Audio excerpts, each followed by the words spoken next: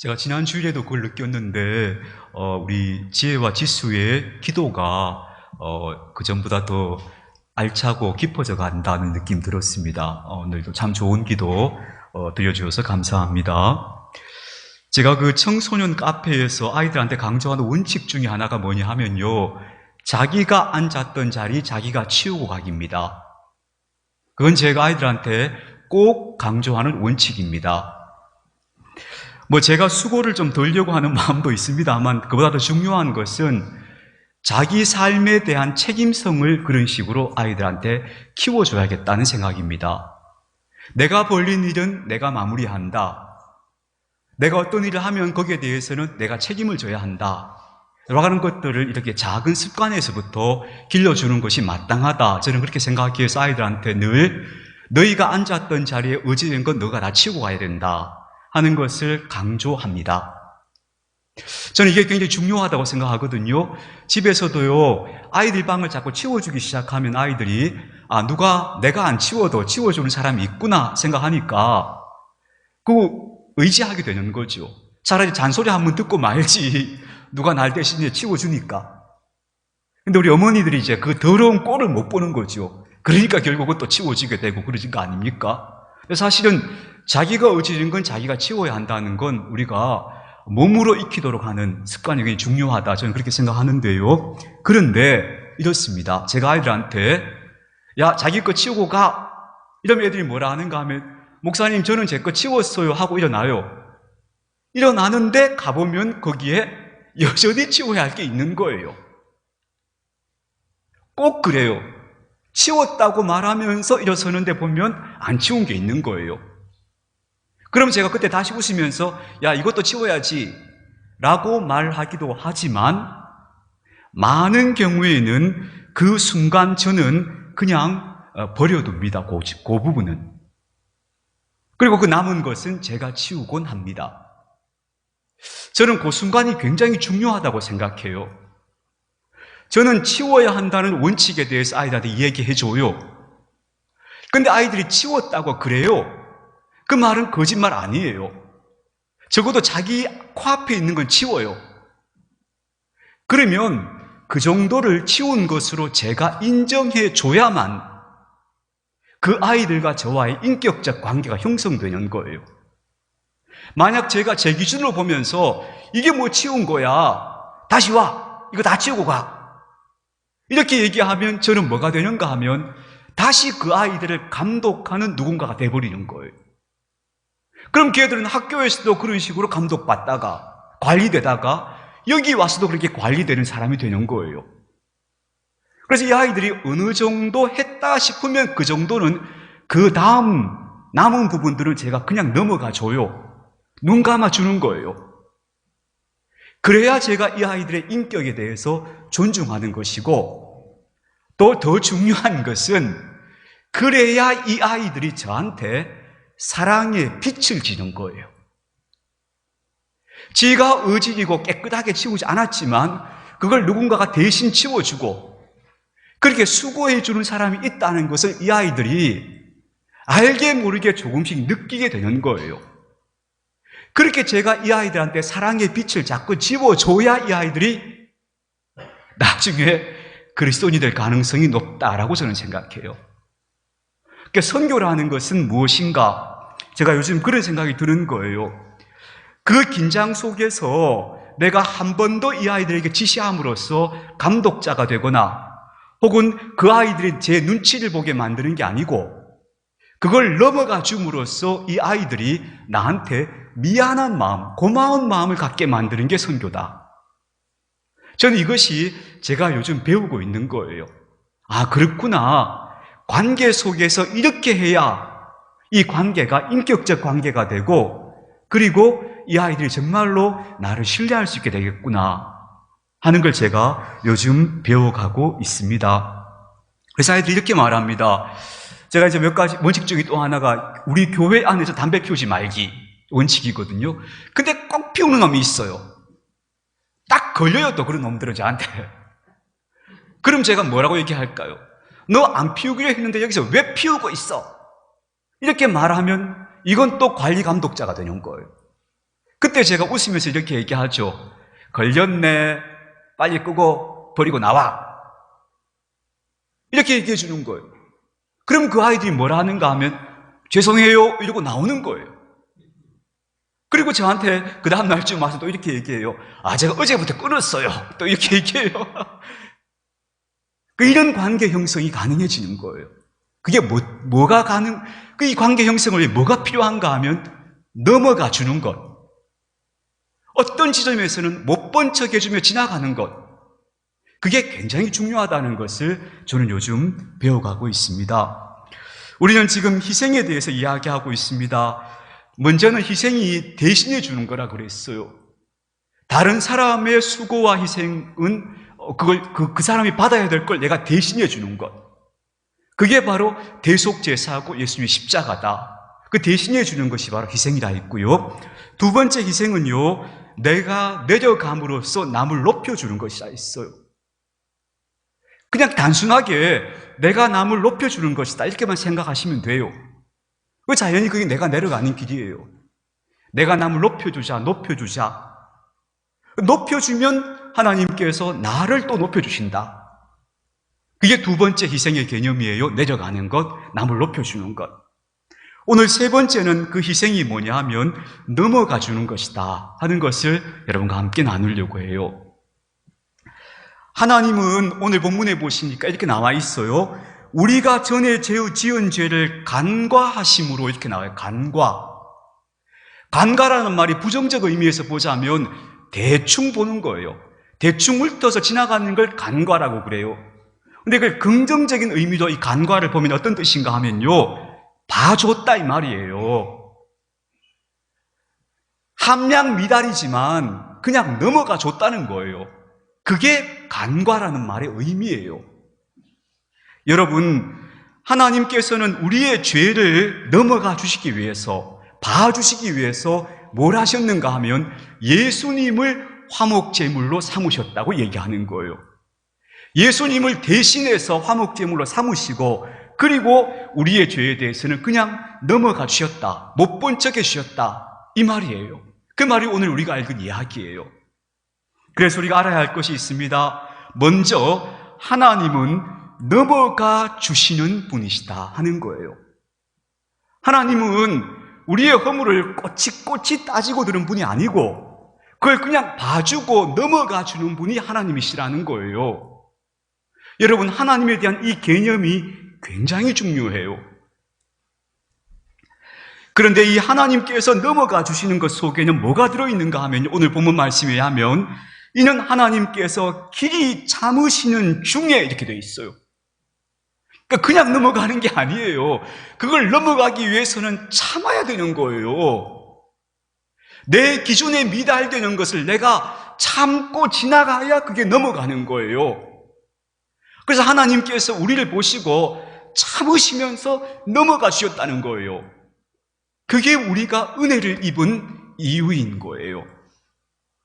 우리가 하나님의 기준에 합당해서가 아니고 못마땅하지만 참고 그냥 지나가 주셨다는 거예요. 꼬치꼬치 지적하는 사람들을 우리는 보통 선도부라고 부르죠. 선도부. 학교 다닐 때 선도부 있었잖아요. 선도부 선생님이 앞에 교문 앞에 딱 서 있다가, 야, 너 옷이 왜 그 모양이야? 너 가방을 왜 그렇게 삐딱하게 메었어? 이 선도부 선생님들은 항상 흠을 잡아내는 사람들이에요.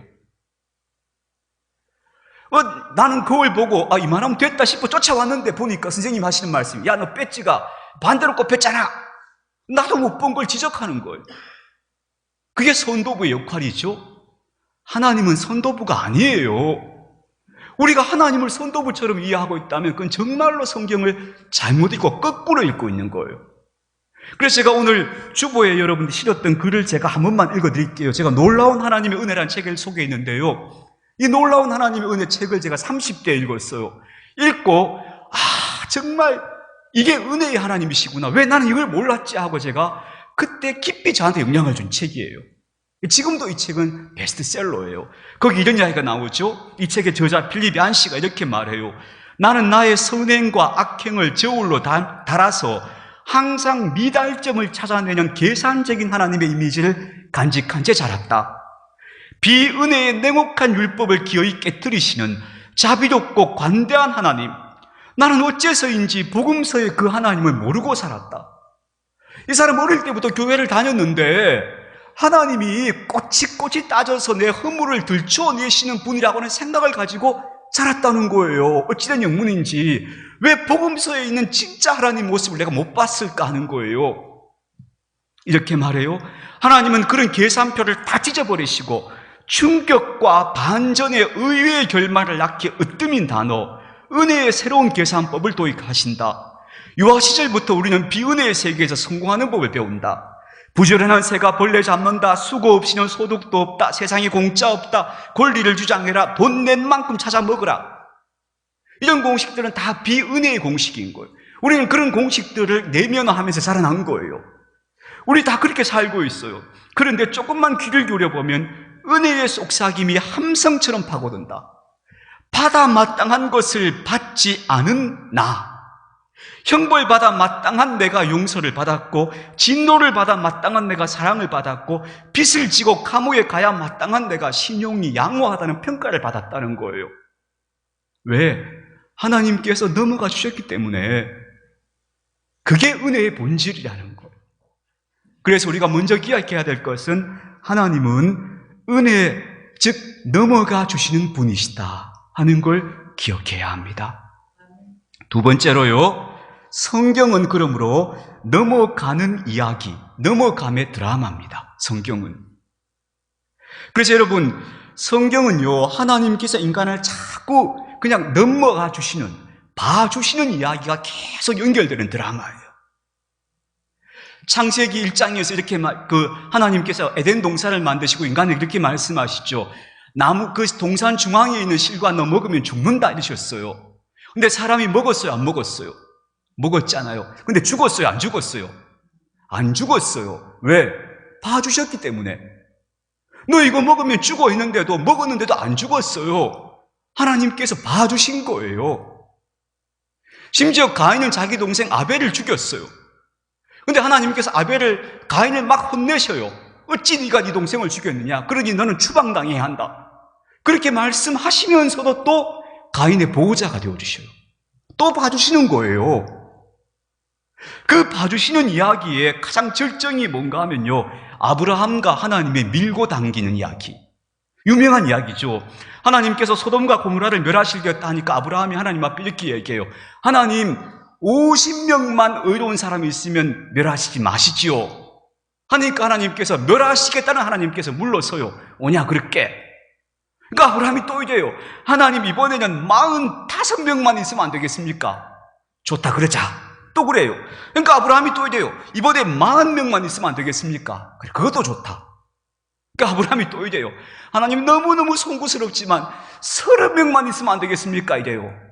하나님이 또 그러자 해요. 그러니까 아브라함이 또 이번에는 하나님 정말 죄송한데요, 20명만 있으면 안 되겠습니까? 하나님이 그러자 해요. 마지막으로 아브라함이 너무 송구스럽습니다만 10명만 있으면 봐주시면 안 되겠습니까?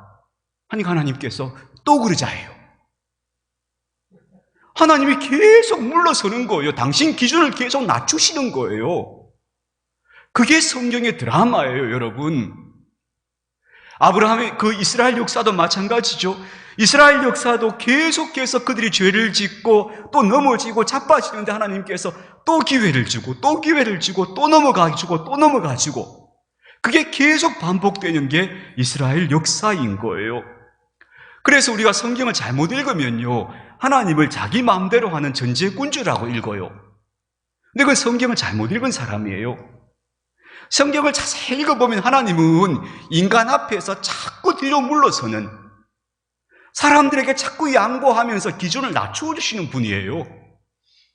그래서 저는 하나님의 모습이, 물론 강하고 두려운 하나님의 모습이 성경에 등장하죠. 그래서 양각과 음각을 잘 봐야 한다고 생각해요. 우리가 도장 팔 때 양각이란 건 뭐냐 하면 배경을 다 파내버리는 거예요. 그러니까 이름만 도드라지게 나오는 걸 양각 조각 형식이라 그래요. 근데 음각은 뭐예요? 이름을 파내는 거예요. 배경은 그대로 두는 거예요. 그러니까 하나님의 모습이 양각으로도 새겨져 있고 음각으로도 새겨져 있어요. 양각으로 새겨져 있는 하나님 모습은 강하고 두렵고 무서운 분으로 묘사되기도 해요. 근데 음각으로 새겨진 하나님 모습 어떤 분인가 하면 계속 인간에게 물러서시면서 기회를 주시고 봐주시고 넘어가 주신 하나님이에요. 근데 이 음각으로 새겨진 하나님 모습을 못 보면 성경을 엉뚱하게 해석하는 거예요. 아니에요. 성경의 드라마는 하나님께서 계속 인간을 봐주신 드라마예요. 그래서 예수님께서 나중에 복음서에서 뭐라고까지 얘기하시는가 하면요, 아버지를 욕되게 하면서 집을 나간 아들, 그 아들까지도 아버지가 재산 다 털어먹고 돌아오는데 그걸 또 받아주는 아버지가 하나님이시라고 묘사해줘요. 그러니까 하나님은 계속해서 인간을 넘어가 주시는 하나님이셨던 거죠. 영어로 보면 look over라는 말이 있어요. 제가 정확한 번역인지 모르겠는데 이거 저는 그냥 못 본 척 해준다, 딴 데 봐준다는 뜻이에요. look over. look over 하시고 pass over 하시는 거예요. 넘어가 주는 거예요. 그게 바로 하나님의 은혜였던 거죠. 그러기 위해서 하나님께서는 당신 스스로가 길이 참고 계신다, 그것을 성경은 우리에게 말해주는 거예요. 우리가 누군가를 넘어가 주려면 참아야 되잖아요. 내가 안 참으면 그게 어떻게 넘어가지겠어요? 근데 하나님은 길이 참으심으로써 넘어가 주시는 분, 그분이 바로 하나님이시다 라고 성경은 말해주는 거죠. 자, 이 지점에서 우리는 예수님의 유명한 비유를 다시 한번 생각해 봐야 될 것 같아요. 예수님께서 이렇게 말씀하셨어요. 어떤 종이 임금에게 10,000달란트를 탕감받았어요. 10,000달란트를. 이건 뭐 있을 수 없는 그런 엄청난 은혜를 입은 거죠. 그러니까 이 종이 얼마나 좋았겠어요. 그러면서 막 덩실덩실 춤을 추면서 나오는데 자기한테 100데나리온 빚진 사람을 만나는 거예요. 10,000달란트는 우리가 어떻게 생각할 수도 없는 금액이에요. 이건 뭐 한 나라의 국가 예산 정도 되는 금액이에요. 근데 100데나리온은 한 100만 원쯤 되는 돈이에요. 100만 원, 1000만 원쯤 되겠네요. 그 정도 돈이에요. 그러니까 자기가 10,000달란트를 탕감받았으면 100데나리온 빚진 건 좀 넘어가 줘야 되잖아요. 근데 이걸 못 넘어가는 거예요. 그래서 결국 그 종은 임금에게 다시 한번 큰 혼이 나죠. 여러분, 우리가 불의한 일을 그냥 넘어가라는 얘기가 아니에요. 정의는 정의롭게 실현되어져야 해요. 정의는 반드시 지켜져야 해요. 원칙은 지켜져야 돼요. 그러나 그 마지막에는 결국 넘어가 줘야만 문제가 풀려요. 실마리가 풀리는 거예요. 우리나라의 두 전직 대통령 두 분, 감옥에 갔다 오신 두 대통령의 한 분은 끝까지 자기가 했던 일의 악행에 대해서 발뺌하다가 돌아가셨죠. 그리고 또 한 분은 그나마 이분은 자기 아들을 보내서 잘못했다고 사죄했어요. 이 두 분 중에서 그나마 그래도 사죄한 사람에 대해서는 사람들이 평가가 좀 누그러졌어요. 여러분, 그러니까 사람들이 그 정도 성의를 보여주면 그래 넘어가 줄게 하게 되잖아요. 그러니까 정의는 지켜져야 하지만 그러나 마지막에는 그냥 넘어가 주는 거예요. 그게 바로 하나님의 법이다 하는 걸 이해했으면 좋겠습니다. 그래서 우리는 우리의 지향에서 이렇게 말합니다. 우리는 서로를 견디며, 저는 이 견딘다는 말이 의미가 있다고 생각하거든요.